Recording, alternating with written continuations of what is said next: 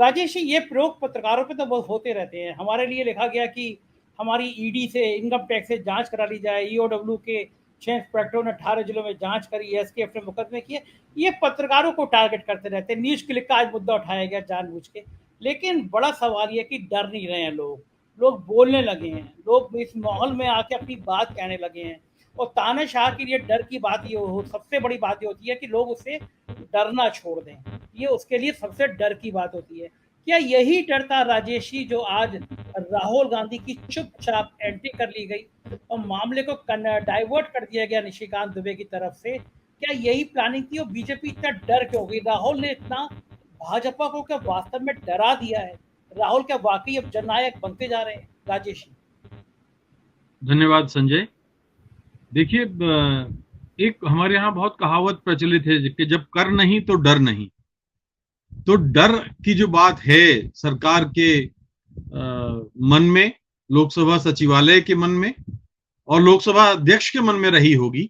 डरे तो निश्चित रूप से थे, लेकिन मैं पहले आता हूं भाई अजय शुक्ला जी की कहानी सुनकर के मुझे बड़ा अफसोस हो रहा है कि ऐसे बड़े संस्थान इस तरह से अभी भी कितने दबाव में जी रहे हैं और कितने भय में जी रहे हैं।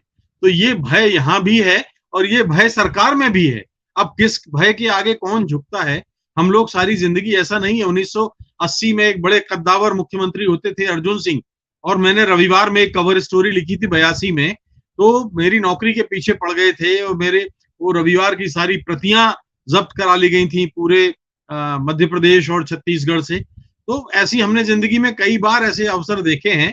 तो अजय शुक्ला जी के लिए कोई ये नौकरी बहुत बहुत बड़ी नौकरी नहीं थी, लेकिन उन्होंने अपने सिद्धांतों की खातिर ये नौकरी छोड़ी और अब ज्यादा हमें लगता है कि वो अपना निष्पक्ष और एक निर्भीक स्वरूप हमारे बीच में दिखा सकेंगे। तो अजय जी के साथ हम सब लोग हैं। मीडिया तो इन दिनों वैसे ही में हम देख रहे हैं कि जैसे आज आपने निशिकांत वाली बात बताई है, तो मीडिया के जो न्यूज सेंस पर तो अब सवाल अब करने का कोई मतलब नहीं है कि हम किस तरह से एक घटिया और विकृत संस्करण गोदी मीडिया का देख रहे हैं। उस मीडिया के चलते हम जो है, अब मुझे लगता है कि बार बार उन चीजों को रिपीट करें तो कोई मायने नहीं है। आते हैं राहुल गांधी वाले मामले पर।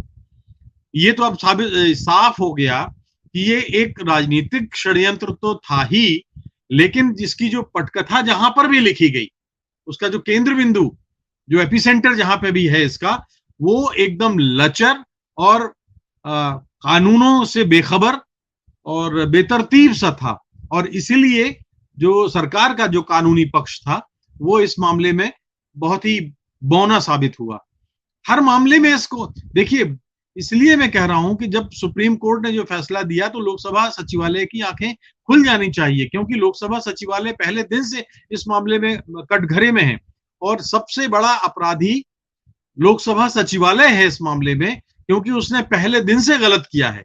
और मैंने आपके शो में, अगर आपको याद हो, शायद मार्च में हमने ये बात आपके शो में डिस्कस किया था, जब उनपे अयोग्यता उनको किया गया था और बंगला छीना गया था।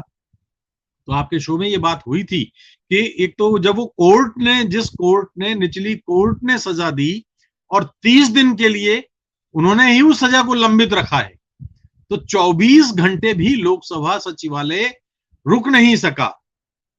24 घंटे भी नहीं रुक सका, जबकि उस पर उसको कार्रवाई करने का अधिकार था ही नहीं।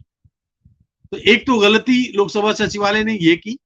दूसरी गलती ये की कि लोकसभा सचिवालय स्वायत्त है, अनुच्छेद 98 के तहत उसको स्वायत्तता तो है, लेकिन लोकसभा सचिवालय अपनी ओर से किसी को अयोग्य घोषित करने का नोटिस जारी नहीं कर सकता, उसको पहले राष्ट्रपति के पास भेजना था। तो दूसरी गलती लोकसभा सचिवालय ने एक की, राष्ट्रपति के पास नहीं भेजा। तीसरी गलती राष्ट्रपति की तरफ से हुई, राष्ट्रपति के पास अगर नहीं आया, और राष्ट्रपति जो संसद और संविधान के प्रति सर्वोच्च संरक्षक हैं, जब उन्होंने देखा कि एक निर्वाचित जनप्रतिनिधि के अधिकारों का हनन हो रहा है और राष्ट्रपति चुप रहे, तो माननीय राष्ट्रपति की ये तीसरी गलती है जो इस मामले में हुई। ना उन्होंने चुनाव आयोग से राय ली, ना कानूनी पक्ष उन्होंने जाना उस मामले का, ना लोकसभा सचिवालय से पूछा, तो वो गलती है। चौथी गलती चुनाव आयोग की है कि जिसने सुओ मोटो अपनी तरफ से कोई राय नहीं दी। आमतौर पर सुओ मोटो जो कई चेतावनियां जारी करने वाला चुनाव आयोग आज तक सो रहा है। तो ये तो साबित हो जाता है कि एक राजनीतिक षड्यंत्र था। एक और बात बड़ा कुतर्क दिया गया कि लोकसभा सचिवालय में वीकेंड में छुट्टी रहती है, इसलिए उसके उस सदस्यता बहाल करने की चिट्ठी में देरी हुई, नोटिस में देरी हुई। भाई साहब, आपातकाल में, इमरजेंसी में, या जब कोई महत्वपूर्ण घटनाक्रम होता है तो ऐसे में लोकसभा सचिवालय की छुट्टियां निरस्त की जाती रही हैं और निरस्त होती हैं, जबकि आपके लोकसभा सचिवालय का सारी प्रतिष्ठा दांव पे लगी हो, आपके स्पीकर की नाक कट चुकी हो, आपके प्रधानमंत्री की नाक कट चुकी हो, तो ऐसी स्थिति में सचिवालय क्या अपनी छुट्टियां निरस्त नहीं कर सकता था?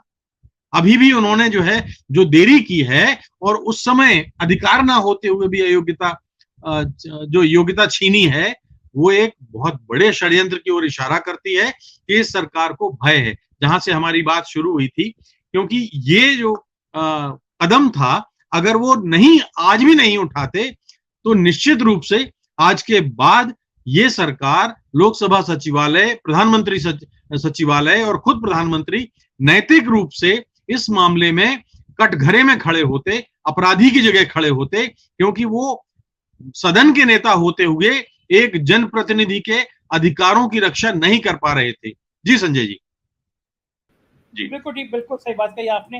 राजेश जी, एक बहुत अच्छी बात कही जिगर जी ने कि न्यूयॉर्क टाइम्स पिछले 6 महीनों से जो छाप रहा था, आप उसको कह रहे थे ये तो विदेशी फंडिंग है और हम न्यूयॉर्क टाइम्स की हैसियत क्या है, न्यूयॉर्क टाइम्स को मानते नहीं थे, क्योंकि न्यूयॉर्क टाइम्स ने भारत की सरकार के लिए वो खुलासे किए थे जो किसी भी डेमोक्रेटिक सरकार के लिए शर्म की बात होगी। लेकिन आज जब राहुल गांधी की एंट्री की खबर को दबाना था, एक बेवजह का मुद्दा उठाना था, तो निशिकांत दुबे बीजेपी एमपी ने न्यूयॉर्क टाइम्स का हवाला दे दिया। इसका मतलब कि बीजेपी ने न्यूयॉर्क टाइम्स को मान्यता दे दी, ये तो और बैकफुट पे आ जाना चाहिए बीजेपी को। क्या लगता है आपको, क्यों आज इतना महत्व दिया गया? देखिए संजय, दो बातें हैं। पहली बात तो यह है कि जो न्यूयॉर्क टाइम्स है वो भारत सरकार उसको माने या ना माने, जो न्यूयॉर्क टाइम्स है वो न्यूयॉर्क टाइम्स रहेगा और न्यूयॉर्क टाइम्स था और न्यूयॉर्क टाइम्स आगे भी रहेगा। इसी तरह से अपनी बेबाक पत्रकारिता और साहसी पत्रकारिता के लिए वो जाना जाएगा। दूसरी बात यह है कि देखिए, अमेरिका का राष्ट्रपति इन दिनों संसार में सबसे ताकतवर राष्ट्रपति माना जाता है। जब डोनाल्ड ट्रंप वहां राष्ट्रपति हुआ करते थे तो आपको याद होगा न्यूयॉर्क टाइम्स ने डोनाल्ड ट्रंप के झूठ कितने बोले उन्होंने अपने कार्यकाल में। 4 पन्नों में उन्होंने पूरे झूठ छापे थे और नतीजा क्या हुआ ट्रंप का मुझे बताने की आवश्यकता नहीं है, लेकिन न्यूयॉर्क टाइम्स आज भी न्यूयॉर्क टाइम्स। ट्रंप आज कितने तरह के आरोपों का सामना कर रहे हैं, एक भारतीय जज के सामने गिड़गिड़ा रहे हैं कि मैंने ऐसा नहीं कहा था, मैंने ऐसे नहीं किया। तो तमाम सारी बातें हैं।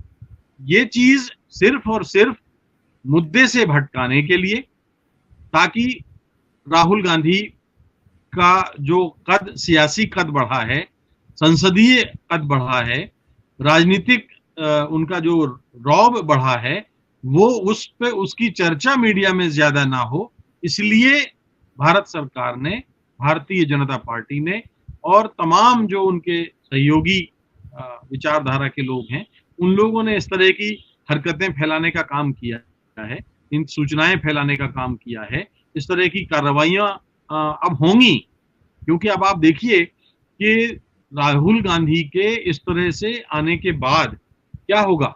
एक तो उनकी अपनी व्यक्तिगत छवि और उनका कद तो निश्चित रूप से बढ़ा है, यकीनन बढ़ा है, उसको कोई डिनाई नहीं कर सकता। दूसरी बात, जो भारत का सबसे बड़ा प्रतिपक्षी गठबंधन इंडिया है, उस इंडिया में अभी तक बीच बीच में एक गाहे बगाहे सुगबुगाहट होती थी, तो उसका अगुआ कौन, नेता कौन, शरद पवार या नीतीश कुमार या ममता बनर्जी या कौन ये हैं कि वो हैं।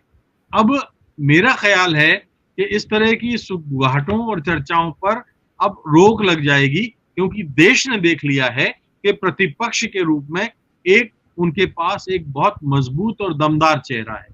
तो आप कह सकते हैं कि राहुल गांधी अब जिस रूप में आएंगे, उसका निश्चित रूप से इस साल जो होने वाले विधानसभा चुनाव हैं, उसमें उनका लाभ मिलेगा।